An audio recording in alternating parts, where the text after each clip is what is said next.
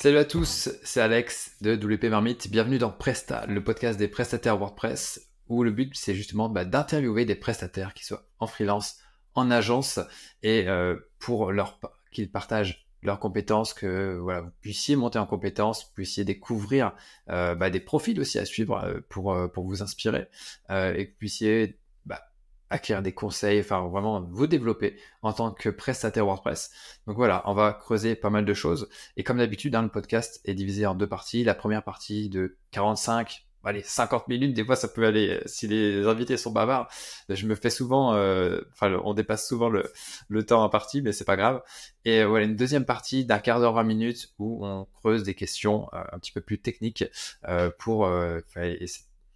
et cette deuxième partie qui est destinée aux clients de la formation Devenir freelance WordPress accompli en formule complète. Voilà ce que je peux vous dire. Comme d'habitude, au bout de cet épisode, vous devez connaître un petit peu la chanson. Et donc, voilà, comme je le disais, pour l'épisode 7, on reçoit Florian Truchot, qui était directeur technique de l'agence Fantassin, qui n'existe plus à présent, mais à l'époque, voilà, vous bossiez sur pas mal de sites pour des startups, des PME, etc., des grosses boîtes. Florian est aussi un fan de Gutenberg de la première heure. Juste avant de commencer, il m'a dit que voilà, il avait fait une mise en production de Gutenberg avant même que Gutenberg sorte officiellement. Donc c'est vous dire. Et aujourd'hui, il est freelance auprès d'agences pour les aider à s'industrialiser. Il fait de la formation et il bosse également avec l'équipe de WP Umbrella. Donc vous savez, qui propose un service concurrent à Manage WP qui monte de plus en plus. Donc voilà, bienvenue Florian, et on va pouvoir attaquer avec une question, on va dire, d'intro. Voilà, est-ce que tu peux nous raconter un petit peu ton parcours dans l'épisode là, on va noter que voilà, tu t'es d'abord lancé en freelance, après tu es passé en agence et là tu reviens en freelance. Donc est-ce que tu peux nous raconter un petit peu ce déroulé, un petit peu comment ça s'est passé ta carrière WordPress, on va dire.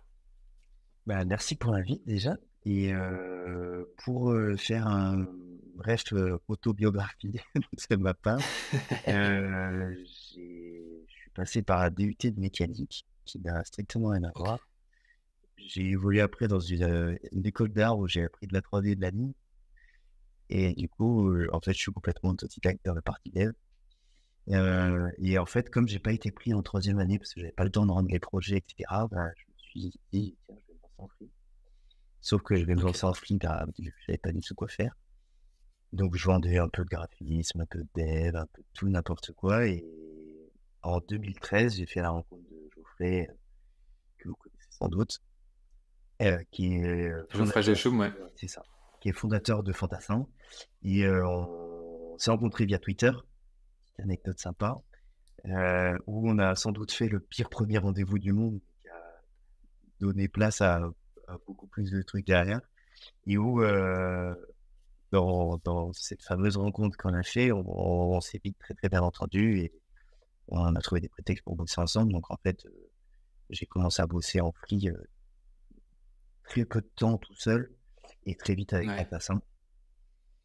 En 2017, officiellement, j'ai rejoint Fantassin en tant qu'associé et du coup, jusqu'à l'année dernière, on a passé des très belles années chez Fantassin. On s'est remis en freelance 2022 donc du coup. 2022, ça.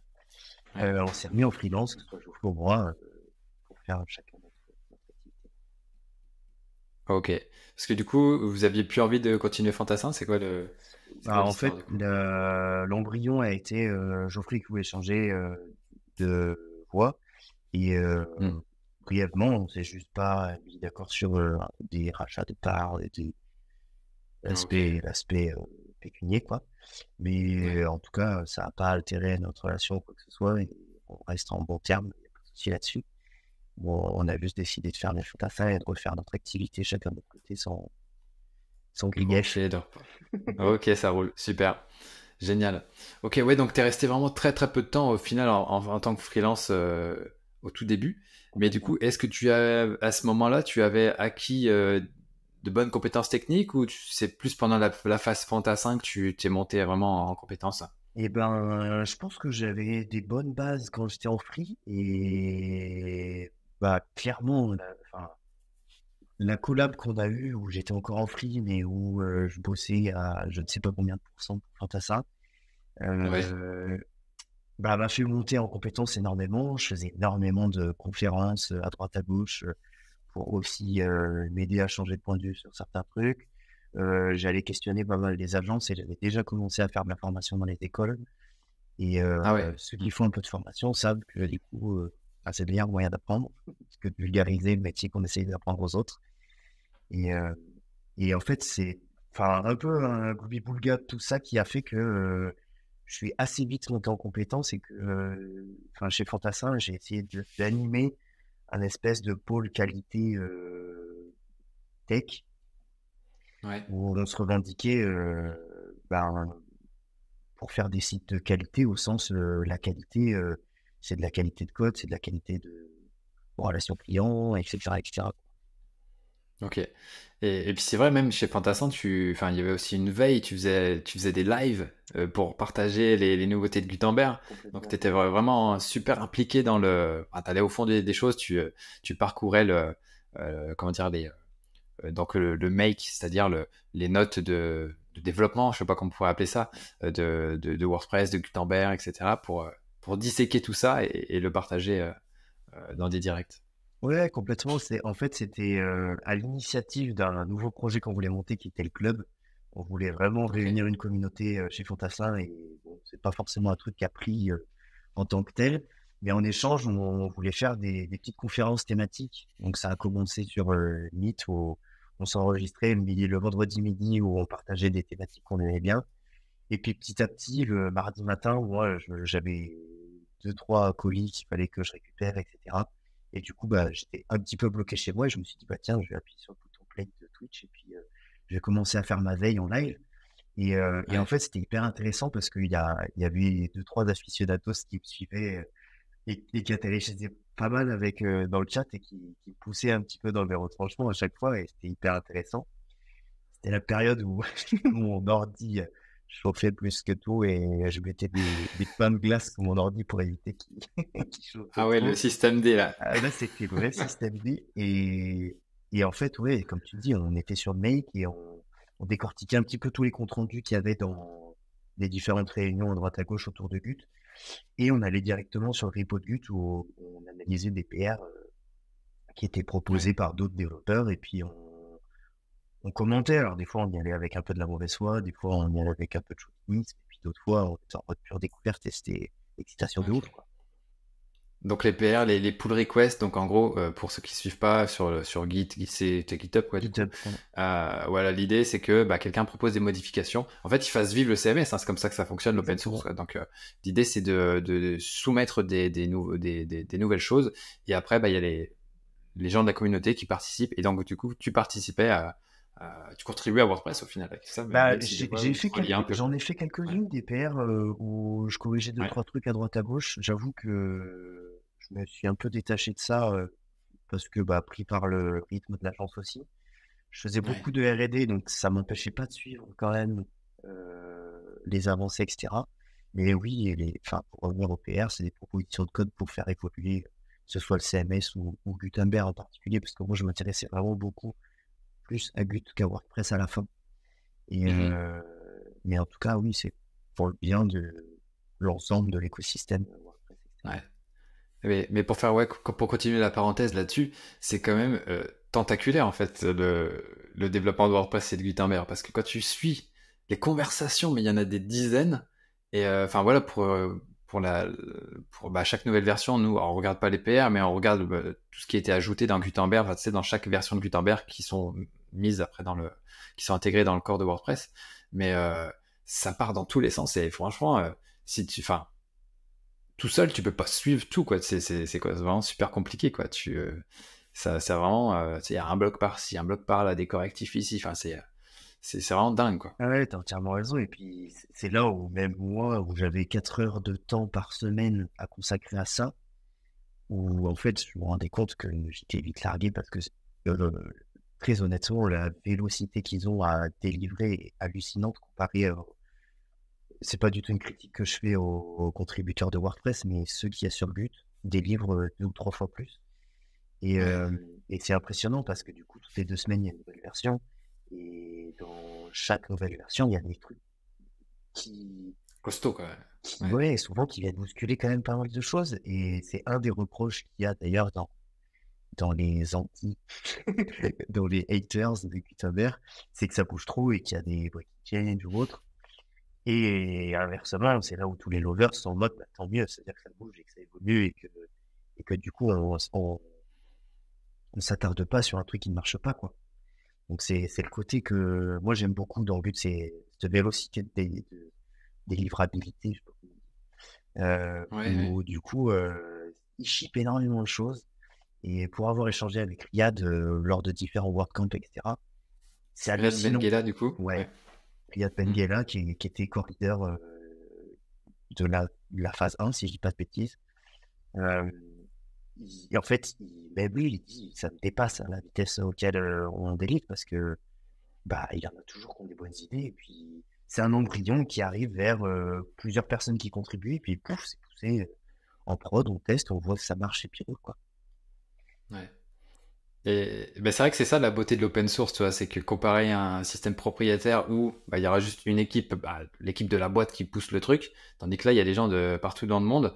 C'est JB Audras qui fait les statistiques à chaque version, Oui, tu sais, carrément. pour avoir vraiment les ratios de tel pays, telles entreprises, je sais plus par quoi il classe aussi, telle langue, enfin, je sais plus. Enfin, voilà, il y a États-Unis, en gros, qui contribuent pas mal, Inde, Russie, France aussi. France beaucoup. Bah, grâce au Woodunit, Ouais, entre autres. ouais, ouais. Bah, avec JB Audras, donc, qui est directeur technique de Woodunit. Mais ouais, c'est vrai qu'il y a plein de boîtes qui sponsorisent bah, des contributeurs pour qu'ils puissent faire avancer le CMS, donc c'est cool. Enfin bref, on s'écarte un petit peu de ton parcours. Euh, et donc, ouais, tu disais, au final, t'as jamais été salarié avant d'être freelance la première fois, Non, non? non, c'est cette Donc, t'as passé de particularité là. études, que tu as en commun avec moi. Ouais, du coup, études, direct, saut dans le grand bain freelance, agence Fantassin. Et donc, du coup, ouais, ça a duré combien de temps, Fantassin? Tu m'as dit 2017-2022, c'est ça? La Fantassin a été créé en 2013 Ok, et du ok. coup, on est sur la clôture en 2023 officiellement Ouais, ok. parce que c'est pas clôturé de manière administrative. Et en tout cas, Ok, il y a plus personne en Fantassin. ok, ça Et roule. voilà. Et du coup, ouais, 9 ans. Ok, ok, super. Et du coup, donc voilà, comme je le disais dans l'intro, vous bossiez pour des startups, PME, grandes boîtes, donc pas des petits projets. Oui. Euh, Est-ce que tu peux nous parler un petit peu de ça, un petit peu Carrément, en fait, des particularités? on avait un parti pris qui était le ticket d'entrée du site. En fait, on s'est vite détaché de ce qu'on faisait en freelance. Geoffrey et moi, Ouais, quand on bossait entre guillemets ensemble au début. Et on avait 2 activités de freelance, même si Fantassin était déjà là et le nom était déjà posé. En réalité, on bossait l'un avec l'autre. Et, et en fait, on faisait souvent des sites à 6-7K et puis on était déjà comme des dingues devant ces trucs-là parce que bah, c'était le mhm, début et qu'on avait l'impression de révolutionner le monde avec cette balle dans la poche. Et en fait, on s'est vite rendu compte que bah, dès qu'on veut apporter un peu de conseils, un peu de réflexion un peu plus détachée de la production, bah, que ça prend du temps et que ça a beaucoup de valeur. ouais, ok, Et que du coup, on commençait à vendre de plus en plus de valeur au fur et à mesure des projets. Et on se détachait du jour homme pour essayer de vendre de plus en plus bah, d'ateliers. En fait, on appelait atelier un peu tout et n'importe quoi. Ça pouvait être des ateliers de co-conception, ça pouvait être des ateliers de marque, ça pouvait être des ateliers tutoriaux, ça pouvait être des ateliers techniques, de découpage de projets, etc. L'idée, c'était de ces ateliers de toujours avoir un livrable, parce que du coup, c'est ça qui, entre guillemets, faisait foi pour le client. ouais, Et se dire que ce livrable est tout sauf gravé dans le marbre, donc on itère souvent sur ce livrable pour que ce soit au final bah, la feuille de route du projet et que ça devienne l'espèce de changelog ou de timeline de tout le parcours et toutes les décisions qu'on a prises au sein du projet, avec des fois des allers-retours, des fois des gros revirements de situation où on change complètement, et inversement, des fois où on va tout droit parce qu'en fait c'était hyper clair dès le départ et où c'est fluide quoi. Donc ok. ça, on avait plus l'occasion de le faire avec des grands comptes parce que bah, forcément un petit peu plus d'enveloppe budgétaire. Mais pour autant, on a pu bosser avec des belles startups qui avaient aussi cette dynamique-là de se dire, bah, ils n'ont pas la vérité, nous non plus, et venez, on va confronter nos points de vue, on essaie de faire grandir un petit peu le public. Et en vrai, c'était hyper intéressant de voir qu'il y avait beaucoup de gens qui étaient ouverts à ça. Et après, ben, pour les PME, on était sur des PME déjà bien établies, on prenait pas de... Enfin, c'est pas qu'on les prenait pas, mais c'est que souvent, en termes de persona client, ça correspondait pas forcément à notre ticket d'entrée qui était des sites autour de 25-30K Ok. pour des sites vitrines. Donc, typiquement, on filtrait un petit peu à ça, malheureusement, ou heureusement, j'en sais rien, mais en tout cas, ça nous a permis de faire des projets où on prenait le temps de bien faire les choses. Mhm. Ouais, puis de pas travailler à perte, c'est-à-dire de prendre, voilà, de travailler sur des projets avec un budget moindre et puis patiner et puis se rendre compte que voilà, au final personne n'est content parce que le client n'est pas content parce qu'il a pas ce qu'il veut, vous n'êtes pas content parce que justement il n'y a pas assez de budget et au moins comme ça c'est. Mais du coup c'est plus parti peut-être de l'initiative de Geoffrey de partir sur un positionnement comme ça, Au tout départ, plus haut niveau. au tout départ, en fait, le positionnement était même agence créative WordPress. Et ça, c'était le positionnement de Geoffrey. Enfin, c'est à son initiative et ça a été assumé par tout le monde. Moi, le premier, parce que je suis issu de l'école d'art. Je vais pas enlever mon appétence au design. Mais du coup, le positionnement a été clairement annoncé par Geoffrey et puis assumé par tout le monde très vite. À tel point que en fait les devs qu'on avait étaient souvent issus d'écoles hybrides, voire écoles d'art. Je pense à Jonathan et Maïté qui était en reconversion de design, et puis Jonathan qui sort des Gobelins, qui ont été deux personnes qui ont énormément fait bouger les choses chez Fantassin et qui étaient dans la technique, enfin qui sont dans la technique encore aujourd'hui, mais qui ont un background qui est culture design au sens... peut-être qu'il faut que je précise que quand on disait design, en fait, chez Fantassin, on parlait quasiment jamais de graphisme ou d'aspect visuel. On parlait vraiment de la conception au sens anglo-saxon du terme, tout design, tout dire concevoir. Designer, ok, carrément. Et du coup, on faisait autant de design graphique que de design technique. Et c'est là où... Oui, bien structurer le projet pour qu'il soit le plus efficient possible, que les mises à jour soient Enfin, que t'as pas besoin de tout refactoriser si tu veux faire un truc en plus. Exactement. Et en fait, il y avait une grosse partie de mon métier qui était allouée à ça, à l'industrialisation, mise en place de process. On avait créé un outil qui s'appelait Bazooka, qui nous permettait de propulser les sites en rien de temps en ligne et qui nous amenait un socle technique de bonnes pratiques qu'on en avait marre de coder à chaque fois. Ok. Donc on s'était fait un espèce de framework par-dessus WordPress qui était notre boîte à outils Made in Fantassin et qui honnêtement je continue d'utiliser parce que elle me sert dans certains cas à but pédagogique, montrer des exemples pour les agences, parce qu'à aucun moment je viens importer ça chez les agences, c'est eux qui créent leur propre process. Mais inversement, ça me sert moi dans des projets un peu plus perso ou autre. Ok, ça roule. Du coup, ok, il y a eu la phase Fantassin qui est passée. Et après, là, tu me disais que tu es retourné dans un statut de freelance. Et voilà, j'imagine que c'est le même type la même typologie de client que tu continues de servir. Après, tu m'as dit que tu passais beaucoup de temps sur VP Umbrella. Donc là, c'est un petit peu startup, ce qui est une autre expérience aussi. Complètement. En vrai, aujourd'hui, je me focus vraiment sur deux moyens.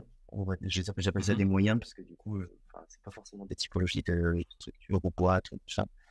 Mais j'ai les copains chez Umbrella, je kiffe bosser avec eux et j'ai encore pas mal de temps, quasi un mi-temps. Je continue de faire un peu de formation. J'ai une école à Lyon où je donne des cours. C'est principalement des cours, moi j'appelle ça des cours de clic-clic, où j'apprends les gens à cliquer au bon moment de WordPress. Et je les forme, bien entendu, à Gutenberg et au FSE. Sinon, c'est pas drôle. Et voilà. Il faut évangéliser. Non, et je prêche un peu ma paroisse quand même.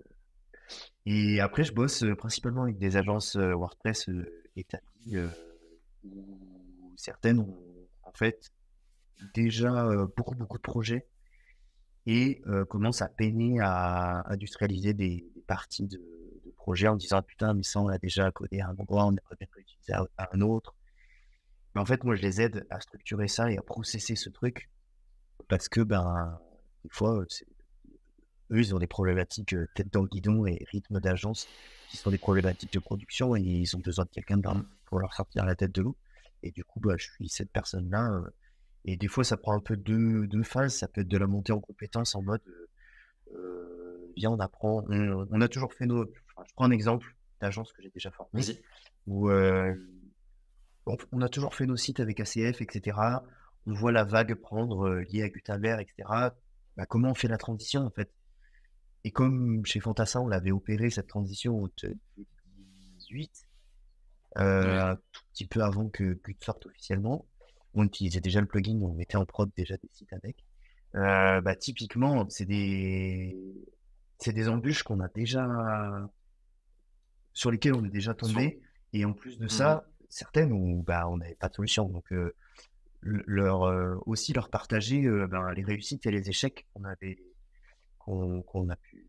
avoir via Fantassin et que moi j'ai pu aussi réfléchir ou gamberger autrement aujourd'hui avec plus de recul sur bah, ce que devient Gut et ce qu'est Gut versus ce qu'était Gut à Ouais. l'époque parce que bah, forcément il évolue aussi et les visions étaient très proches de comment on pensait le web à l'époque et petit à petit bah, tendent vers un outil no-code ou un équivalent et c'est pour le bien des deux mondes parce que c'est un des seuls éditeurs qui permet de respecter les deux mondes en disant ben je peux autant faire de la technique et verrouiller et cadrer ce que l'éditeur affiche à l'écran et du coup ben si j'ai pas envie de proposer à mon client toute la palanquée d'options qu'il y a dans l'éditeur, je peux.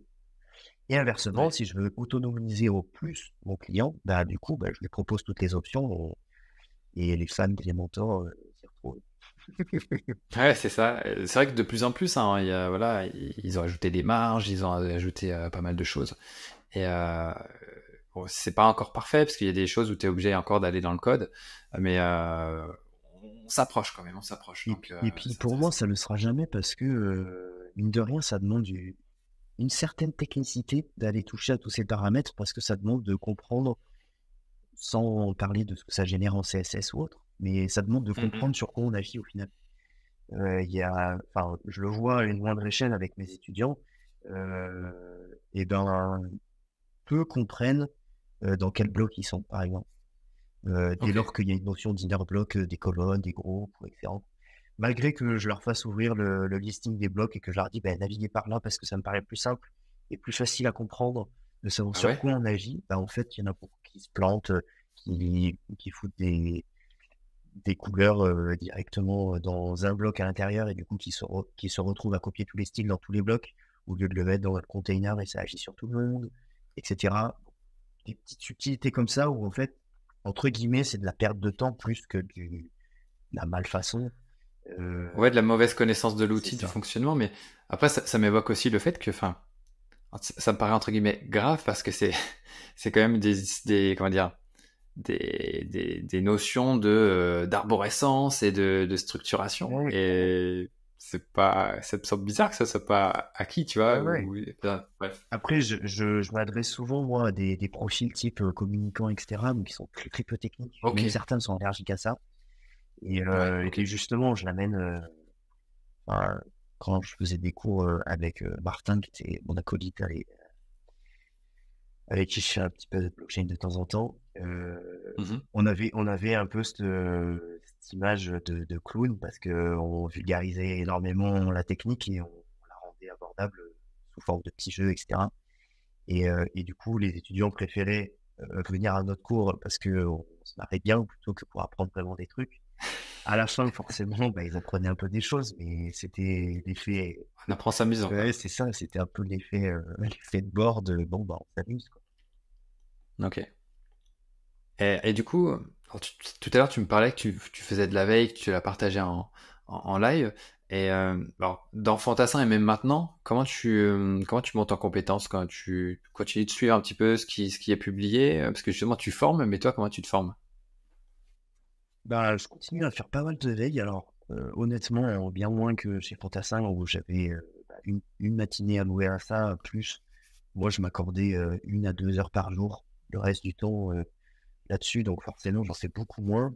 Je continue d'en faire à hauteur de une demi-heure ou 1 heure par jour parce que bah, ça reste un kiff de jeter un peu toutes les nouveautés qu'il y a sur le Mhm. web.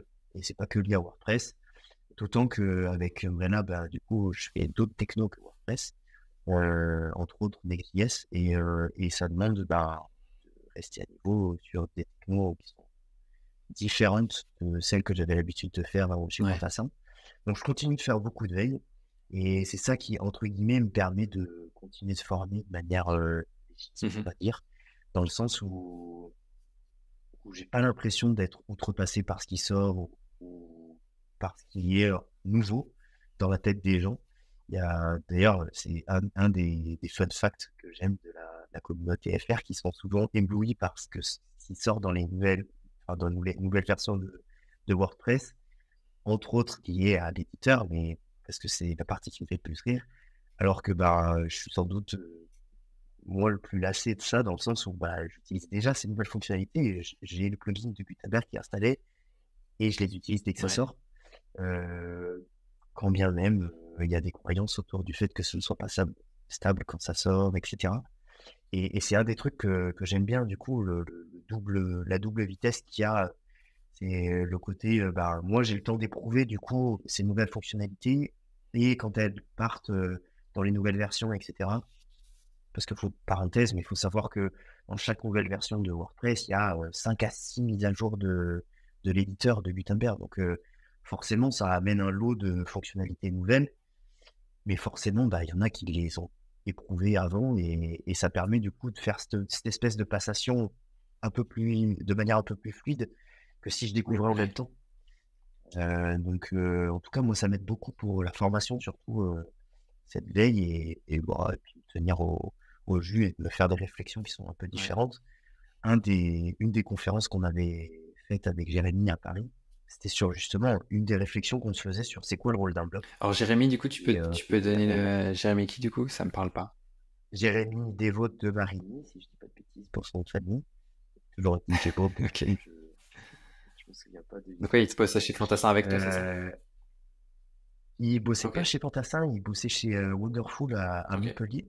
Et en fait, belle rencontre au WordCamp Ok, Lyon, génial. qu'on avait co-organisé avec Émilie, Jonathan, Maxime, enfin, bref, toute la petite clique qu'il y avait, enfin tous les Maximes, parce qu'il y en avait 3. Et en fait, super belle rencontre au WordCamp Lyon. On a échangé un peu sur différentes manières de faire du WordPress et petit à petit des blogs, parce que bon, on s'est rendu compte que WordPress, enfin, à échelle industrielle, tout le monde faisait à peu près la même chose.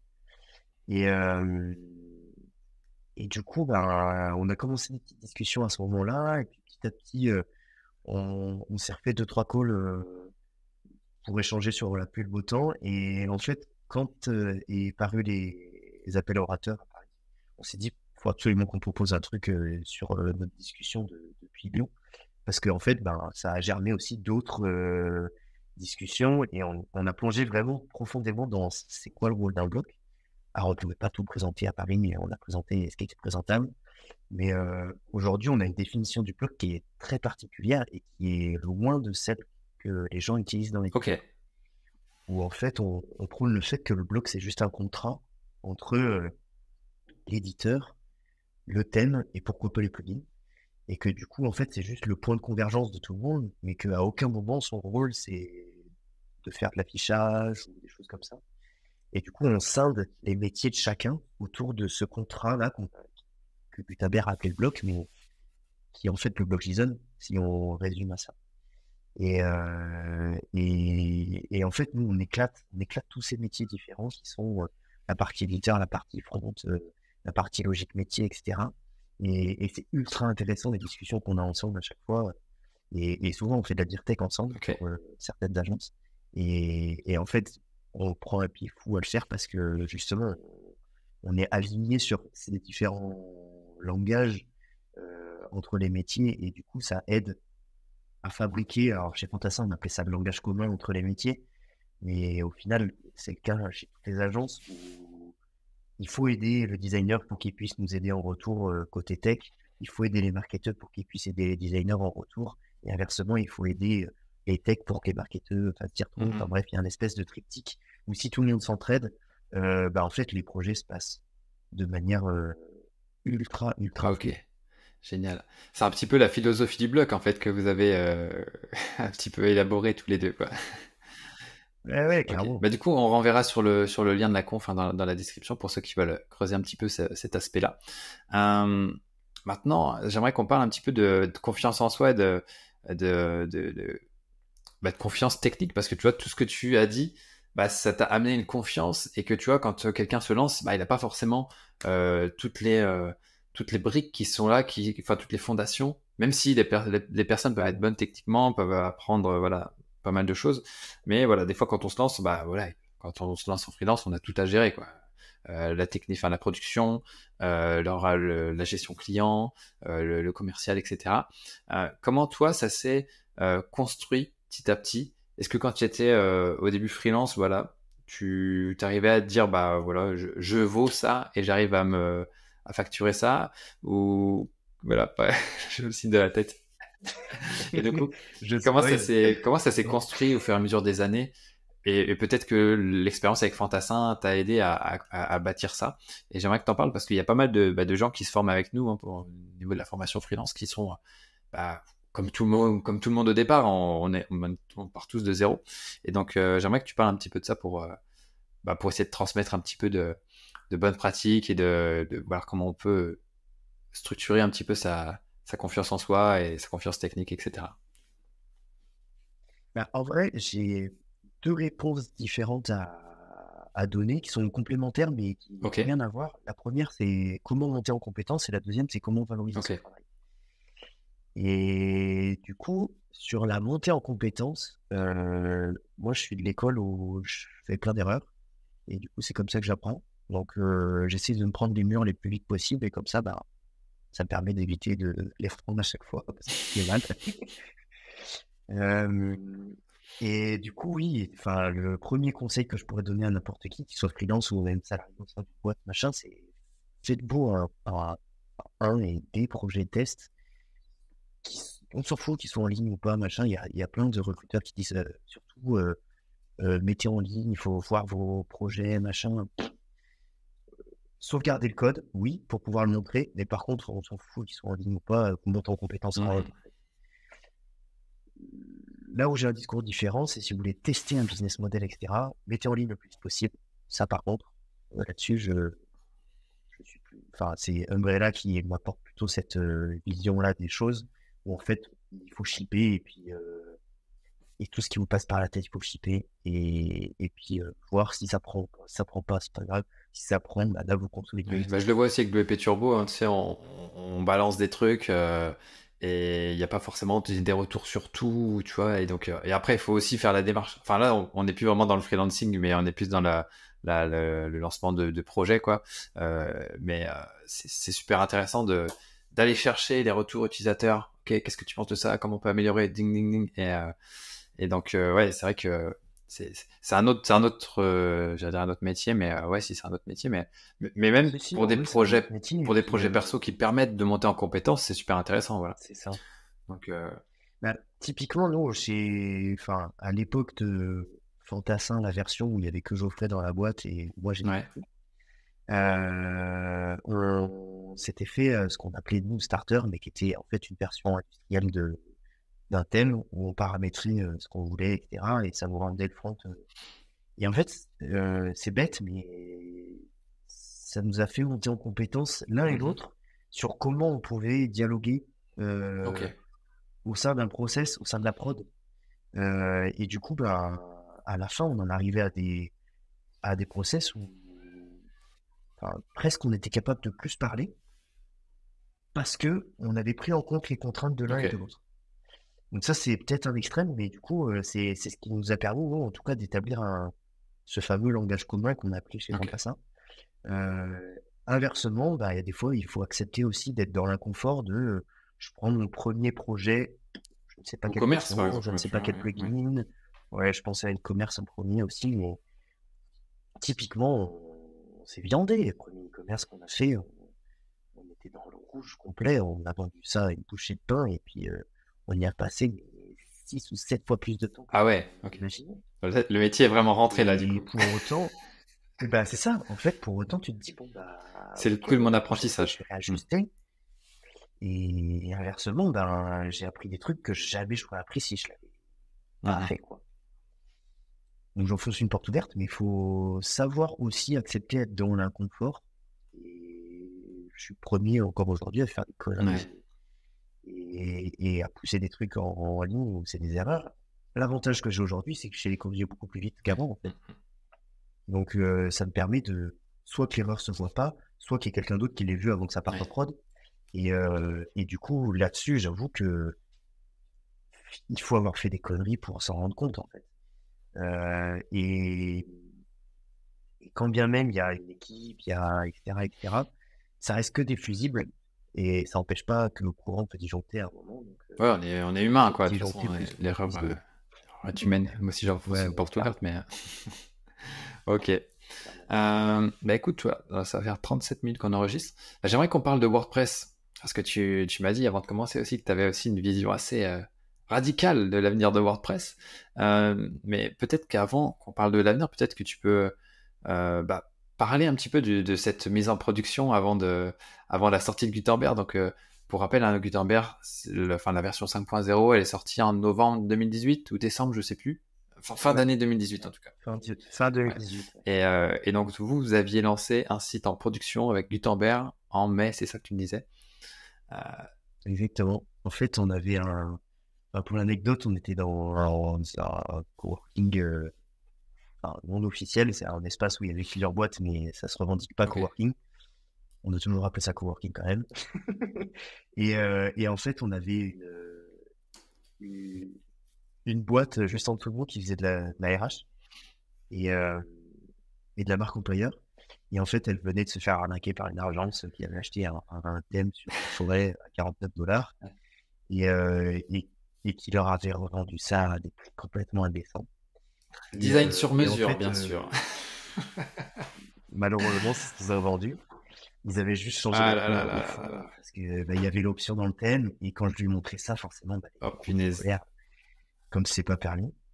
Et, euh, et cette fameuse agence, qu'on citera pas parce que ça Non. sert à rien de faire de la pub pour des gens qui ne savent pas travailler, euh, qui fait installer des plugins. Donc, il y avait une ribambelle de plugins. On était monté jusqu'à une trentaine de plugins qui étaient complètement absurdes, dont la moitié qui n'était pas configurée. D'accord. Donc, c'était assez rigolo de reprendre ce boulot-là où moi, je suis allé voir Camille pour lui dire, ben, On refait tout. on t'aide, en vrai, on fait tout et on te demande pas grand-chose, c'est pour t'aider, mais par contre, on le fait bien. Et en fait, ça a été notre projet test Gutenberg, enfin notre premier en tout cas projet test Gutenberg, où on a installé le plugin parce qu'on suivait les dernières évolutions. Ah, il y a un nouvel éditeur qui va sortir, machin, trop bien. Et ça avait l'air d'être une vision qui était très proche de celle qu'on avait de la conception Ok. du site. Et ça s'est avéré ultra vrai. Et aujourd'hui encore, c'est comme ça qu'on envisage la conception de site. Et, euh, et du coup, hyper intéressant parce que bah, on a sorti ce site en, je sais pas, 2 ou 3 mois, un truc comme ça. Hein. Mhm. Donc, ça a pris le temps de se faire quand même. Mais pour autant, ben, elle a pas hésité à réinvestir dans le site et à du coup à le faire évoluer, à avoir un design sur mesure. Et en fait, ça nous a permis de tordre le but avant même qu'il sorte, où on en était déjà à faire des grilles custom, à détourner les styles par défaut, à utiliser la notion de contexte en fonction des pages, de rendre des styles d'un même bloc différents en fonction Ok. du contexte, etc. On poussait déjà le truc parce que, en fait, on avait cette vision modulaire des sites depuis 2013, Ouais. 2014, j'en sais rien. En tout cas, j'ai toujours connu les échanges avec Geoffrey qui étaient de cet ordre-là. Et, et du coup, bah, on a essayé de l'appliquer à Gut, au lieu de faire l'inverse, de dire qu'est-ce que Gut nous permet de faire et comment on s'adapte Mhm. à lui. Et en fait, ça nous a permis de sortir ce premier site en mai 2018, si je dis pas de bêtises, ou peut-être juin, mais bref, en tout cas, c'était milieu d'année où Gut n'était pas encore sorti. Et encore une fois, la vague de tous les haters qu'il y a eu de Gutenberg quand il est sorti en mode cet éditeur est pas stable, il sert à rien. C'était fébrile, on va dire. euh, ouais, ouais. Et puis tout le monde se justifiait par le nombre d'étoiles qu'il y a Oui, sur oui. le plugin, sur le repo. Et du coup, bah, nous, on s'était amusé, enfin, on souriait de tout ça en disant, bah, on a mis en prod avant même que ça existe. C'est le coup, notre espèce de punchline marketing, Ouais, mais en ouais. tout cas, c'était pour dire au final qu'on était quand même à la pointe de ce que se faisait dans le CMS à Mhm. l'époque et qu'on avait poncé des sujets qui n'étaient pas drôles parce qu'effectivement, à l'époque, il y avait beaucoup de breaking change dans Gut et que c'était chiant de toujours revenir sur le site en maintenance et de dire, ah putain, c'est vrai que ça a pété, machin, faut qu'on le remette à jour. On avait des maintenances qui étaient un peu plus conçues que les dernières qu'on avait pu mettre en place. J'imagine. Et du coup, là, le site est toujours sur Gutenberg, j'imagine? Et ben Même même pas? pas, ça a été repris depuis par une autre Ok. agence et du coup, bah, le site n'a plus rien à Ok. voir. Mais, mais en tout cas, ils l'ont gardé pendant ouais, bien 4 ou 5 ans, Ok. quand même. Donc, enfin, 4 ans. Ouais, 4 ans. Je crois qu'elle l'a refait l'année dernière Ok, encore. ça marche. Super. Donc, hyper intéressant. Ok. Bon, donc ça, c'était les débuts. Et, alors Ouais. maintenant, parlons de l'avenir. Bah déjà, enfin, peut-être on peut faire un point déjà sur le- ce qu'est Gutenberg maintenant, comment ça a évolué depuis toutes ces années. Parce que là, c'est vraiment monté. Enfin, on a l'éditeur en tant que tel. Là, il y a eu l'éditeur de site qui aussi, Ouais. là, au moment où on enregistre, alors ça sera diffusé un peu plus tard, mais la 6.3 vient de sortir. Peut-être au moment où ce podcast sera publié, ça sera peut-être aux alentours de la 6.4. Mais ça change, quoi. Ça remue beaucoup. Et c'est enfin, j'en ai déjà parlé dans un précédent podcast, mais on arrive vraiment dans une interface qui est vraiment dynamique. On se croira plus dans une app, dans une application JS hors chargement, plutôt que dans entre guillemets, vieux CMS à la papa, avec des rechargements de pages de partout qui prennent du temps. Et là, il y a plus de choses qui arrivent en arrière-plan. Et au final, la recommandation originelle de Matt Mullenweg, Learn JavaScript Deeply, bah là, on y est, là. Mais il n'y a pas il y a pas de lézard. Même si c'était dans l'éditeur, mais là, on y arrive de plus en plus, quoi. Parce que là, on a des pages, on peut éditer des pages via l'éditeur de site, les menus, alors, tout ce qui est pattern, donc composition, euh, c'est euh, c'est de plus en plus costaud. Donc, enfin, voilà, je vais te laisser rebondir sur tout ça. Ouais, t'as raison. Moi, enfin, je suis enthousiaste depuis 2018 sur l'éditeur, donc forcément, je suis pas Ouais. étonné de ce que ça rend aujourd'hui. Pour remettre en contexte, il y a 4 grandes phases dans Gut. La première était de moderniser l'édition de contenu. La deuxième, du coup, faire ça à l'échelle du site. Troisième, la collaboration. Et la quatrième, sans doute le multilingue.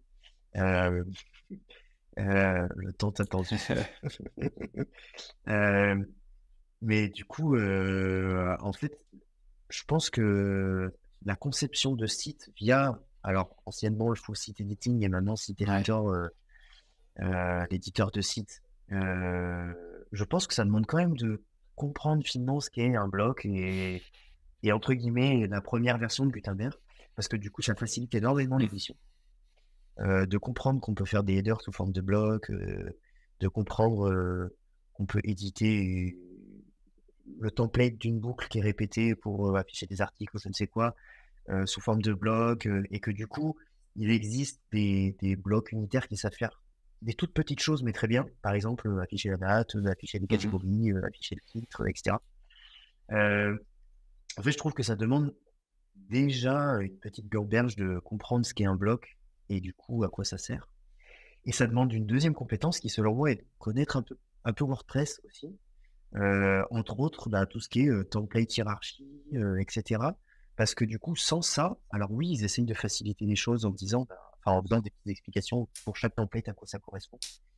Mais il reste toujours l'ambiguïté du home.php Ouais. ou du index.php qui est la fameuse page qui affiche les archives de on ne sait Mhm. quoi.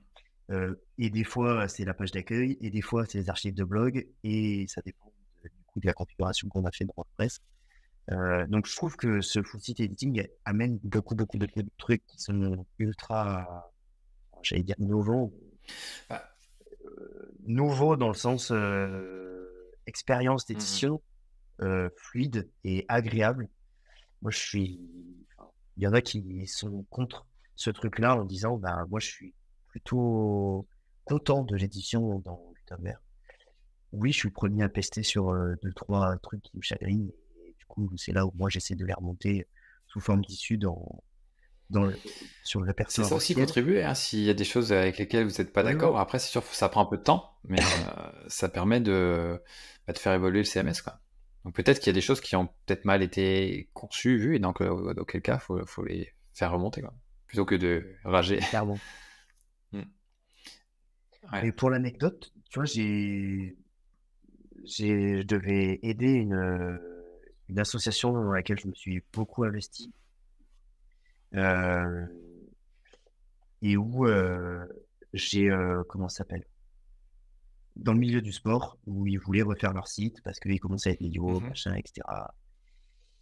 Et en fait, je me suis pris pour défi de le faire en full FSE sans une seule ligne de Ok. code. Du coup, j'ai installé mon petit thème Oli, pour pas le Ouais. citer, et j'ai essayé de tout customiser. Et en une semaine, j'avais un site.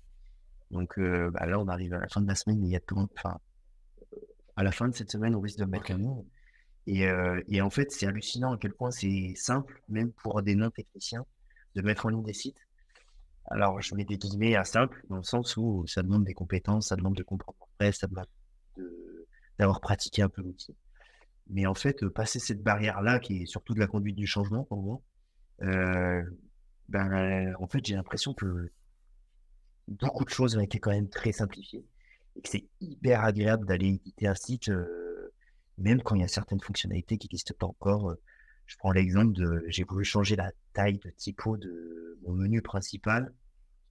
J'ai pu le faire pour les sous-menus, mais pas pour le menu principal. Bon, bah, Ouais. ok, je laisse comme ça et je m'en fiche, en fait. C'est pas ça qui va changer radicalement mon site. Et le jour où c'est dispo, je le changerai et Mhm. basta. Mais c'est le genre de trucs qui sont enfin, de l'itération progressive ou de l'amélioration progressive du site et qui n'ont pas, enfin, qui engagent pas la vie même du site.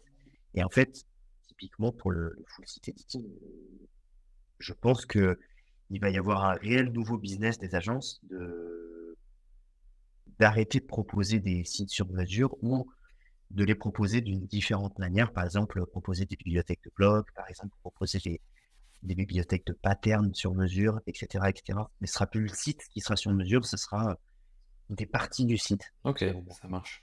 Et pour revenir à Oli, le thème Oli de Mike McAllister, c'est super. Enfin, lui aussi fait beaucoup de recherche et développement sur la configuration, notamment enfin, comment on pourrait appeler ça, une espèce d'assistant, un wizard, quoi, un assistant de configuration dans euh, dans l'éditeur de site où tu pourras choisir ton style, etc. Alors j'ai juste vu les captures d'écran parce que j'ai pas encore eu le temps de jouer avec, mais waouh, il montre vraiment, ils essaient vraiment de pousser le truc. Et c'est top, hein. Je vous encourage à aller jeter un œil à son travail. On mettra les ressources en description, mais c'est super intéressant. Clairement. Et il y a une deuxième personne dans le même genre, c'est Rich Rich Tabor, ouais, Tabor, ouais. qui était enfin, chez GoDaddy anciennement et qui est chez Automatic aujourd'hui, qui font bouger les lignes de ouf sur Gutenberg parce qu'ils ont des visions qui sont, je trouve, assez créatives et en tout cas déliées de ce que le cadre propose. Et du coup, ça permet de pousser un peu les murs. Euh, et c'est des gens comme ça qui, pour moi, aident énormément la communauté à voir cet éditeur pousser. Et du coup, bah, ça bénéficie à tout le monde. Et en particulier à WordPress, à la Ouais. communauté WordPress, parce que ça reste l'éditeur par défaut. il y a d'autres communautés qui s'en emparent et je Mm. trouve ça très Oui, cool. mais pour revenir à Rich Tabor, ça fait un moment qu'il est dans la communauté WordPress. Il avait lancé Oui, clairement. il avait lancé une boutique de thèmes qui s'appelait Theme Beans. Non, Je crois. non, attends, j'ai un doute. Theme, oui, ça devait être Theme Beans. Euh, et il avait lancé aussi Coblox, qui était une bibliothèque de blocs, donc une des premières, je crois. Après, donc, il s'est fait racheter sa boutique par GoDaddy. Il a lancé aussi un truc qui s'appelle Iceberg, qui personnalise totalement l'éditeur. Enfin voilà, allez voir ce que fait Rich Tabor. C'est vraiment quelqu'un à suivre. Et donc ouais, après il a bossé chez GoDaddy, il est parti. Et là, je crois qu'il bosse chez Automatic maintenant, si je dis pas de bêtises. C'est ça. Donc voilà, il y a aussi Nick Diego à suivre qui est assez cool, qui a lancé une extension qui s'appelle Blog Visibility. J'arrête pas d'en parler. Donc et qui est devenue d'ailleurs gratuite entièrement. Et il bosse aussi chez Automatic maintenant. Donc voilà, pas mal de personnes à suivre dans, dans l'écosystème, on va dire, Gutenberg, évolution de WordPress. Mais du coup, on n'a pas encore parlé de l'avenir de WordPress et il faut que voilà, on arrive à la fin du podcast. Là, il faut que tu nous donnes un petit peu ta vision de l'avenir de WordPress. Donc ouais, tu disais, voilà, il y a les différentes phases qui vont arriver, collaboration, notamment avec la refonte de l'administration, donc qui va pas mal changer. Ouais. Mais toi, tu vois encore plus loin. Est-ce que tu peux nous donner un petit peu tes Bah, pronostics? typiquement, cette refonte d'admin, je l'annonçais déjà dans mes veilles de Gut ça fait déjà un an et des mois. Parce qu'en fait, il y avait déjà les prémices de ça dans Site Editor, de quand on vient éditer les templates, etc. Il y avait ce nouveau système de table qui arrivait et je dis, mais putain, ça serait quand même pratique qu'on ait ça pour éditer les articles ou autre. Ils ont pris l'autre parti pris du coup pour éditer les articles ou autre, mais au final, on arrive quand même à la refonte de l'admin et je trouve que c'est très bien. Et moi, mon avis est un peu plus tranché sur l'avenir parce que je crois en un truc qui risque, qui risque de fâcher certains, mais je pense que les thèmes WordPress vont disparaître. Euh, Ça a été une de mes compositions d'ailleurs de conf à Biarritz. Elle n'a pas été retenue, mais du coup, je la ferai sans doute Ok. ressurgir à d'autres WordCamp. Où mon point de vue par rapport à ça, bah, c'est que le site editor commence à devenir un outil de design qui est peut-être pas aussi complet que Figma et je pense pas que ce soit le but, mais en tout cas qui est adapté à l'édition de site. Et plus ça va, plus on s'oriente vers un outil de no-code.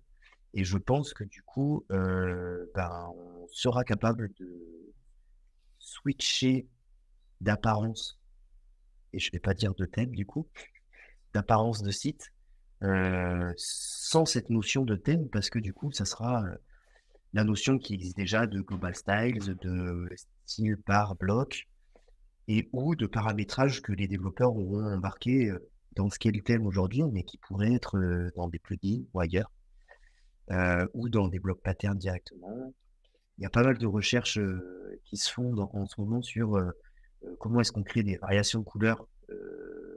On peut plus simplement délier des global styles. Donc, dans les global styles, on a déjà la possibilité de faire des styles de Ouais. thèmes. Mais là, ils font des recherches pour le faire au niveau du D'accord. bloc. Et du coup, je trouve que c'est l'état de l'art de ce que pourrait être enfin, entre guillemets, l'état de l'art de ce que pourrait être l'hyper personnalisation et de ce qu'on pourrait amener en disant, bah, en fait, on vient t'embarquer ta charte graphique et on est capable, en plus de ça, de l'improve sur bah, des parties de site. Ouais, donc on parlerait plus de charte Donc, graphique plutôt que de thème. Tandis que là, c'est vrai que dans la version actuelle d'un thème, on a quand même une notion de structure qui est incluse dedans. Tandis que là, on aurait vraiment plus c'est ça. ouais, vraiment, en gros, les polices. Et encore, tu vois, là, il y a les polices qui vont être intégrées dans Gutenberg. Il va y avoir, Ça arrive. je sais pas comment on va appeler ça, un gestionnaire de police où tu choisiras tes polices. Peut-être que Ouais. tu pourras envoyer tes propres polices dedans. Euh, j'ai pas eu le temps de trop creuser de ce côté-là, mais je sais que ça arrive. Donc voilà, La première version qu'ils font, déjà, c'est avec les Google Fonts, c'est parce plus que c'est les facile, plus voilà, ouais. utilisés aujourd'hui. Mais je pense qu'à terme, bien sûr, qu'on pourra uploader nos propres polices ou aller les importer depuis des services payants type Mhm. Adobe ou autre.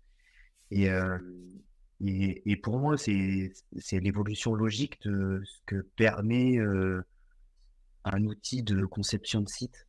Euh, Dans le sens où bah, c'est les premières choses qu'on a envie de personnaliser. C'est se mettre au bout de la charte du site, pour qui on fait, donc de l'entreprise, de l'association, de n'importe quelle structure. Et pour moi, oui, il y a vraiment cette notion de comment rendre identitaire un site qui est du design graphique pur et dur. Et du coup, j'ai l'impression que cette notion de thème disparaît. Pourquoi je dis ça? Parce qu'en réalité, le site editor a déjà enlevé la partie template hiérarchie, donc qui est la base de comment on construit des sites aujourd'hui via les thèmes. Et cette notion-là qu'on devait coder auparavant dans les classiques thèmes en PHP, il l'avait déjà scindé en disant vous pouvez la sortir en HTML et du coup vous copiez-coller vos blocs en HTML et on les rendra tels quels dans l'éditeur. Ça, c'est la partie FSE si on veut embarquer des templates qui sont déjà avec du contenu. Et je pense que demain, en fait, cette notion de bloc pattern va faire émerger des trucs hyper puissants où, entre autres, sur le directory des blocs patterns de WordPress officiel, on pourra les piocher, nos headers, nos footers, nos intérieurs de trouver page. les structures au lieu de les créer de zéro, quoi. Thème, enlever. Okay. Exactement. C'est-à-dire que la structure viendra se caler à l'identité qu'on aura proposée à l'intérieur de notre global style ou style guide ou design system ou je ne sais pas comment on l'appelle. Mais en tout cas, on aura cette notion d'identité qui est notre espèce de charte graphique et la notion de structure qui viendra coller à cette identité. Ouais, dans le sens où on pourra mettre plusieurs structures sur la même identité et ça automatiquement prendra forme, quoi. C'est pas tandis que là c'est lié, ou alors on peut changer des couleurs, on peut changer des trucs, mais là ça prendra en compte voilà, parce que des fois tu as des en-têtes, ils sont plus ou moins épais, etc. Donc tout à fait. Ouais, intéressant.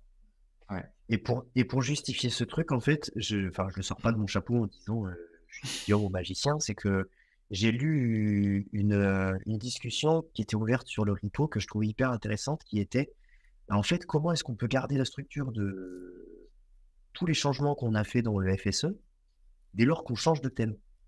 Parce que du coup, aujourd'hui, c'est le thème qui apporte beaucoup d'opinions par rapport au templating, à l'apparence.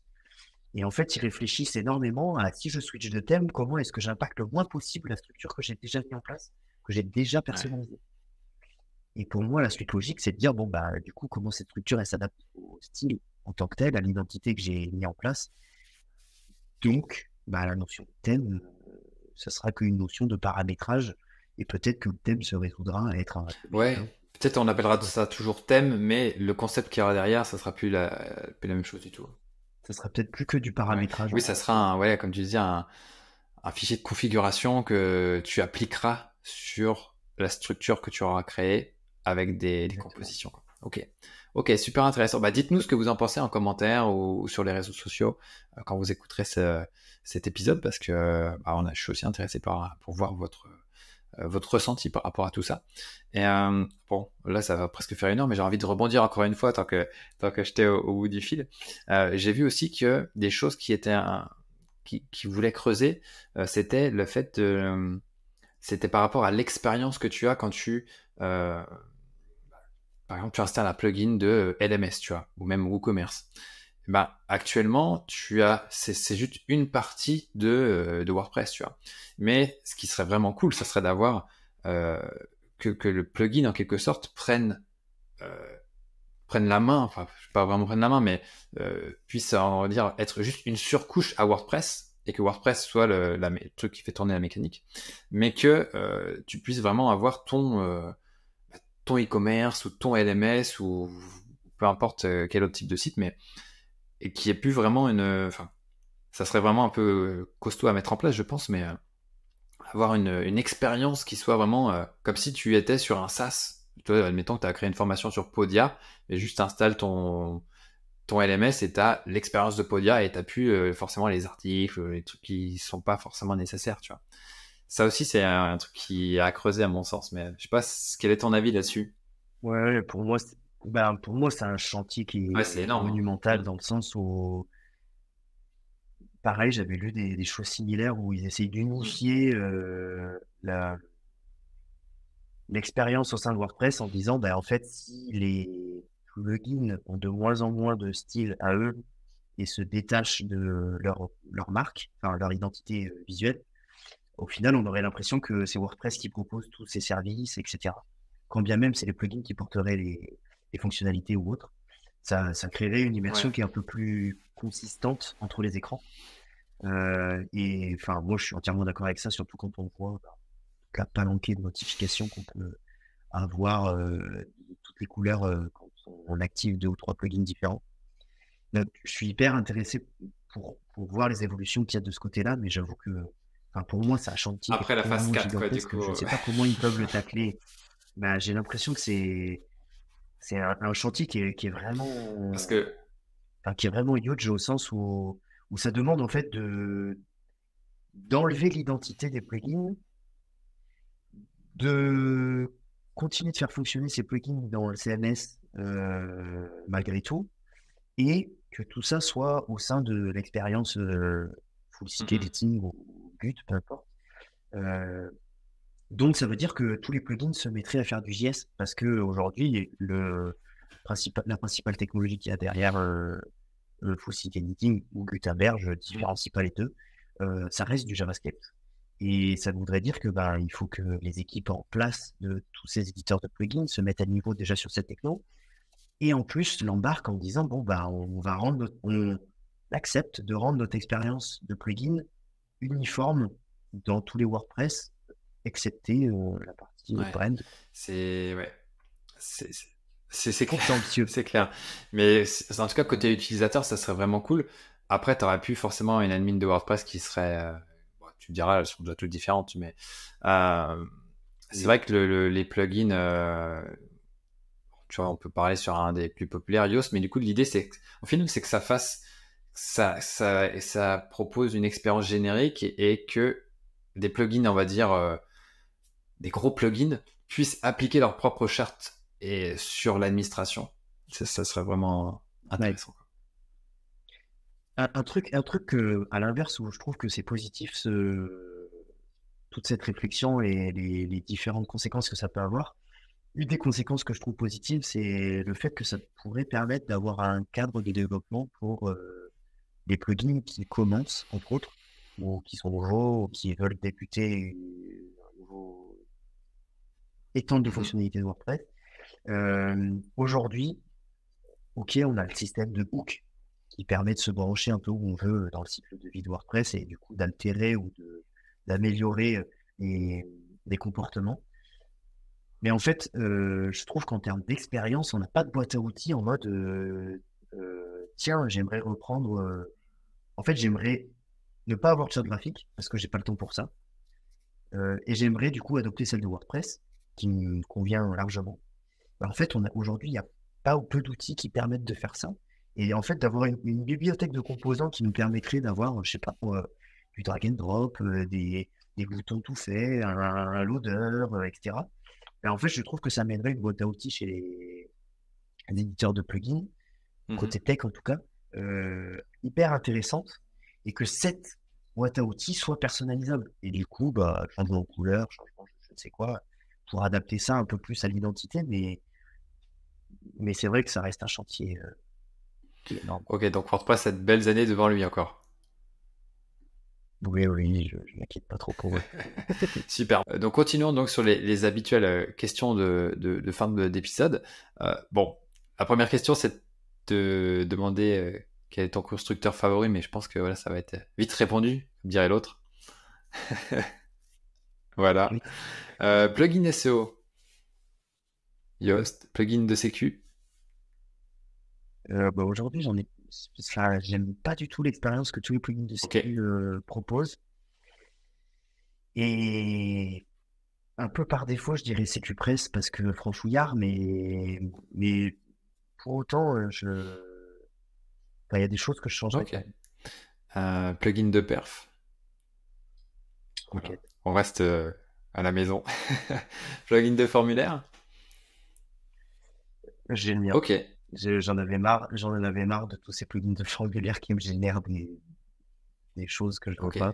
J'ai Il y avait trop de ramifications, trop gros trucs.